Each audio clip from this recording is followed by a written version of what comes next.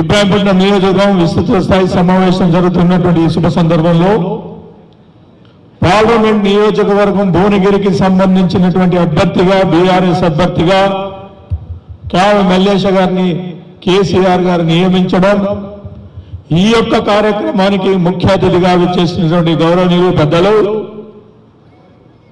ఈ రాష్ట్రమే కాదు దేశంలోనే ఆ శాఖలకు సంబంధించినటువంటి యొక్క మంత్రిగా దేశంలోనే ప్రపంచంలోనే పేరుగాంచినటువంటి గౌరవనీయులు కేటీఆర్ గారు హర్షధ్వానాల్లో మీరందరూ కూడా వెల్కమ్ చెప్పాల్సిన బాధ్యత మన పైన ఉంది.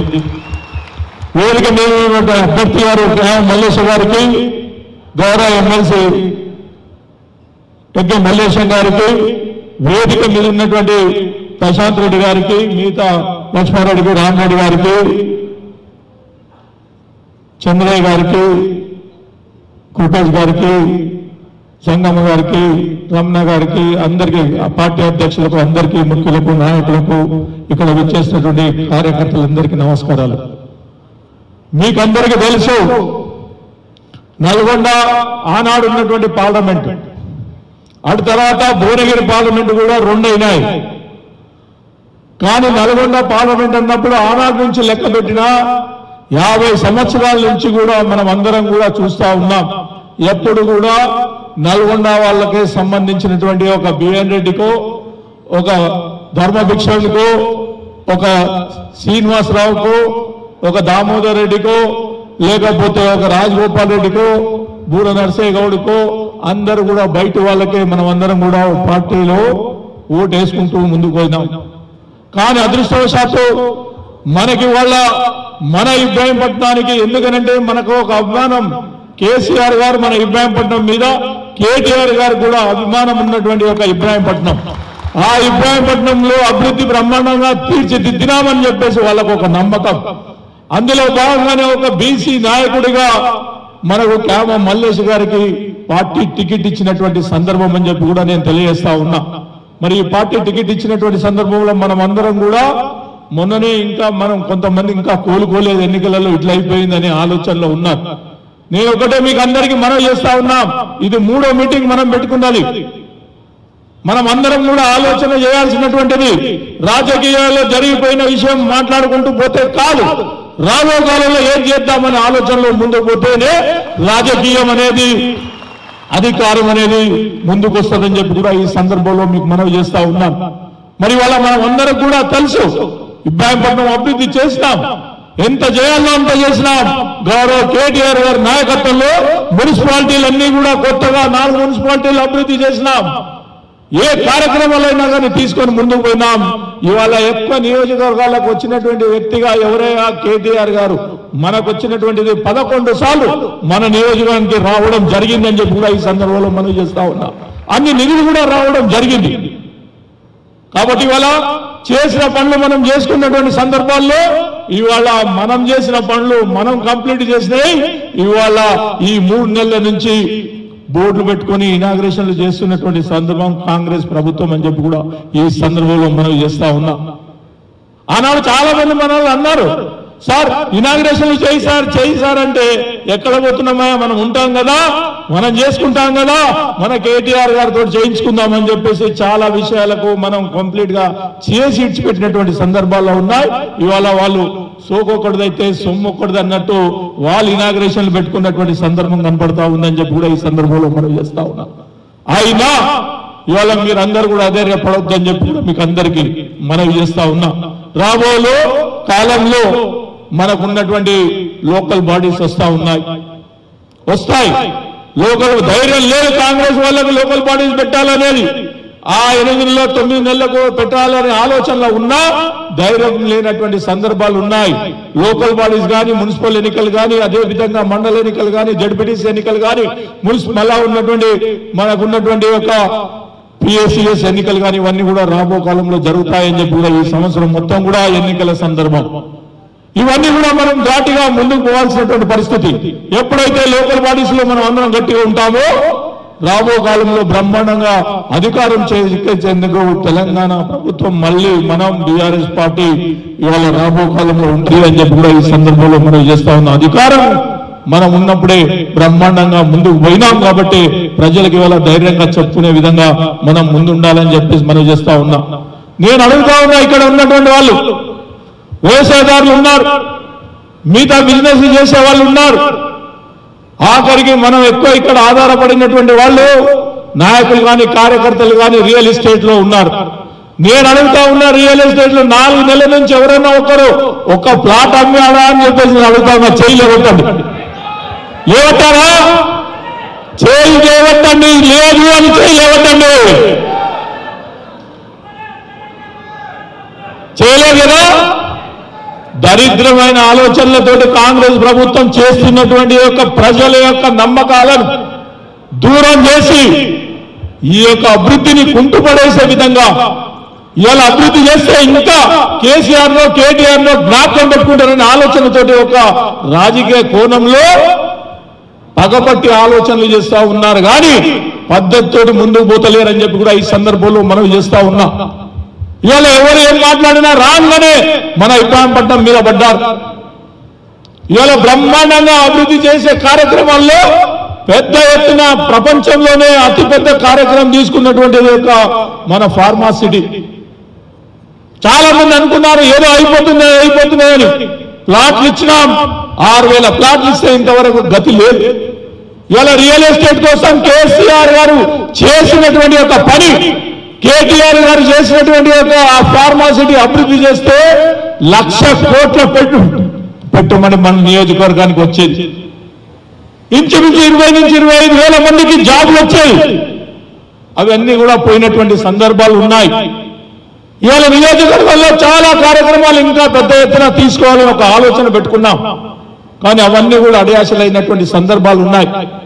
4 మాసాల నుంచి మన నియోజకవర్గాన్ని ఏం చేద్దామనే ఆలోచన కూడా లేనటువంటి పరిస్థితి అని చెప్పి కూడా మీకు అందరు కూడా నేను మనవి చేస్తా ఉన్నా.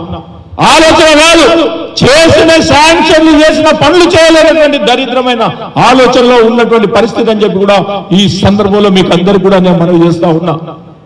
కాబట్టి ఇవాళ రియల్ ఎస్టేట్ పోయింది, వ్యవసాయం పోయింది, రైతు కూలీలకు పని పోయింది, కరెంటు పోయింది, మంచినీళ్లు పోయింది. ఏదీ లేనటువంటి పరిస్థితి, 4 మాసాల నుంచి ముందుకు పోలేనటువంటి పరిస్థితి ఈ యొక్క కాంగ్రెస్ ప్రభుత్వం ఆలోచన లేని పనులు, అవగాహన లేని పనులు, అదేవిధంగా అభివృద్ధి అంటే ఏంటో తెలియనటువంటి పనులు చేస్తున్నటువంటి సందర్భాలు కనబడతా ఉన్నాయి. ఈ 6 గ్యారెంటీలు ఇవన్నీ కూడా చెప్పడం జరిగింది. అవన్నీ పెద్దగా చెప్పాల్సినటువంటి అవసరం లేదు. ఏది చెయ్యరు కూడా వాళ్ళు, ఏది కూడా చేసి చూపియారని చెప్పి కూడా ఈ సందర్భంలో మనం చేస్తా ఉన్నాం. వాళ్ళే మాట్లాడుకుంటా ఉన్నారు. ముఖ్యమంత్రి ఒక స్టేట్మెంట్ ఇస్తాడు, మంత్రి ఇంకో స్టేట్మెంట్ ఇస్తాడు, సాయంత్రం ఇంకో మంత్రి ఇంకో స్టేట్మెంట్ ఇస్తాడు. ఇలాంటి ఆలోచనలో ఉన్నటువంటి యొక్క మంత్రుల ఆలోచన కానీ, ముఖ్యమంత్రి ఆలోచన కానీ, ఆ కేబినెట్ కానీ, ఆ ఆలోచనలు కానీ ఏవి కూడా ఈ రాష్ట్రాన్ని అభివృద్ధి దిశలో నడుపుదామనేది లేదు. ఇప్పటికి 13 సార్లు ఇవాళ రేవంత్ రెడ్డి గారు ముఖ్యమంత్రి ఢిల్లీకి పోయి ఆలోచనలు చేసి వస్తున్నాడు కానీ డెవలప్మెంట్ అన్న ఆలోచన లేనటువంటి సందర్భం అని చెప్పి కూడా ఈ సందర్భంలో మీకు అందరికీ కూడా నేను మనవి చేస్తా ఉన్నా. కాబట్టి ఇవాళ మన నియోజకవర్గం భువనగిరి పార్లమెంట్ సంబంధించినటువంటి దాంట్లో మనం ఇవాళ ప్రధాన పాత్ర వహిస్తున్నామని చెప్పి కూడా ఈ సందర్భంలో మీకు అందరికీ కూడా నేను మనవి చేస్తా ఉన్నా. ప్రధాన పాత్ర వహిస్తున్నటువంటి యొక్క శుభ సందర్భంలో మీ అందరినీ కూడా నేను కోరుకుంటా ఉన్నా. పార్లమెంట్ అవకాశం మనకు రావడం జరిగింది. 10-12 మంది ఎంపీలు అయిపోయారు. కానీ ఇవాళ మన నియోజకవర్గంలో గతంలో ఇప్పుడున్నటువంటి క్యాండిడేట్ ఎవరైతే ఉన్నారో అతను అతి దిక్కు లేనటువంటి సందర్భం కాంగ్రెస్. ఇక బీజేపీ అతను ఉన్నాడు, మనమే సేవ చేసి మనమే 5 ఏళ్లు గెలిపించుకొని ముందుకు పోయినటువంటి సందర్భంలో మనం ఇవాళ ఇంతమంది ఉన్నాం. ఎక్కడైనా ఒక డబ్బు పెట్టి నియోజకవర్గాన్ని అభివృద్ధి దిశలో ఏడైనా ఒక డబ్బు కేటాయించాడా అని చెప్పేసి నేను అడుగుతా ఉన్నా. లేదు, 5 ఏళ్ళు ఎక్కడెక్కడ పోయాడో తెలియని పరిస్థితి. అందుకే పక్కకు జరిగిపోయినటువంటి సందర్భాలు ఉన్నాయి. కాబట్టి ఇవాళ మనకు అవకాశం, మంచి అవకాశం వచ్చింది. ఒక బీసీ నాయకుడుగా అవకాశం వచ్చినప్పుడు మనం అందరం కూడా ఉపయోగించుకోవాల్సినటువంటి బాధ్యత మనందరిపైన ఉంది. రాత్రింబోలు కష్టపడదాం.